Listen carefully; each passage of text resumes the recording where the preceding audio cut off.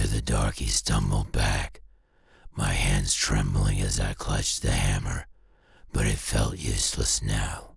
The room had become a twisting void, shadows swirling around me, filling every corner with that malevolent presence. The lamp lay shattered on the floor, but somehow its essence had seeped into the walls, the floors, the very air itself. The laugh grew louder, rumbling, mocking, as the shadows closed in, taking shape. I watched in terror as faces began to materialize from the darkness, twisted and distorted, their hollow eyes staring at me with a chilling intensity. Among them was the older man, the one who had mouthed "help us." Only now, his expression was twisted into something much darker, a cruel smile that stretched too wide, his teeth bared in a vicious sneer. "You thought you were freeing us," he whispered, his voice low and guttural, "but you've only given us away in."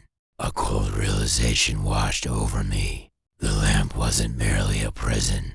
It was a gateway, a boundary between this world and whatever dark realm these spirits were bound to. By breaking it, I hadn't freed them. I'd opened the door. I turned to run, but the shadows shifted, blocking my way, pressing in from every side.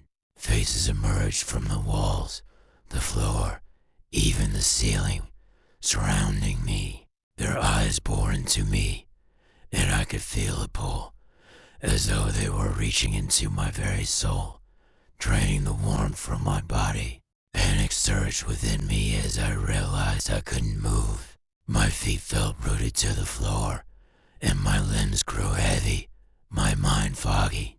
The shadows pressed closer, whispering in that same ancient voice, filling my head with visions of endless corridors, darkened rooms, a suffocating void where light could never reach. I struggled, forcing my mind to focus, searching for a way out. In a desperate move, I whispered, "Why are you doing this? What do you want?" The voices fell silent for a moment, and then the older man's face leaned closer, his eyes dark and empty. "We are hungry," he whispered, his breath cold against my skin.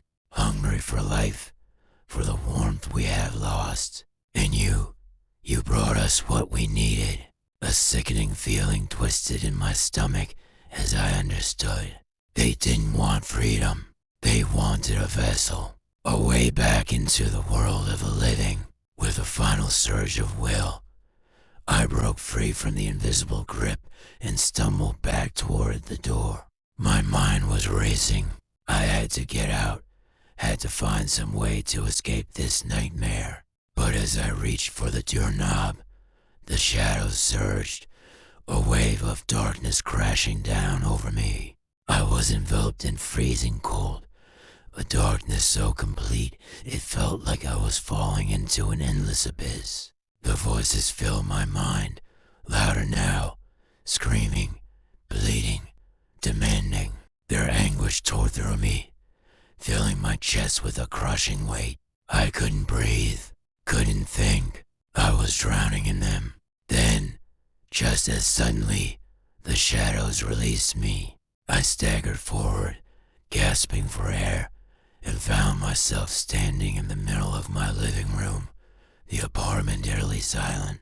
The broken lamp lay on the floor, the fragments scattered round me like shattered bones. For a moment, I thought it was over, but then I looked around and saw the shadows thin, lingering traces etched into the walls, the floors, even the ceiling. They seemed to pulse, as though alive, shifting and stretching in the dim light. A familiar whisper brushed against my ear, sending a chill down my spine. "We are bound to you," it hissed. "Wherever you go, we will follow. We are part of you now."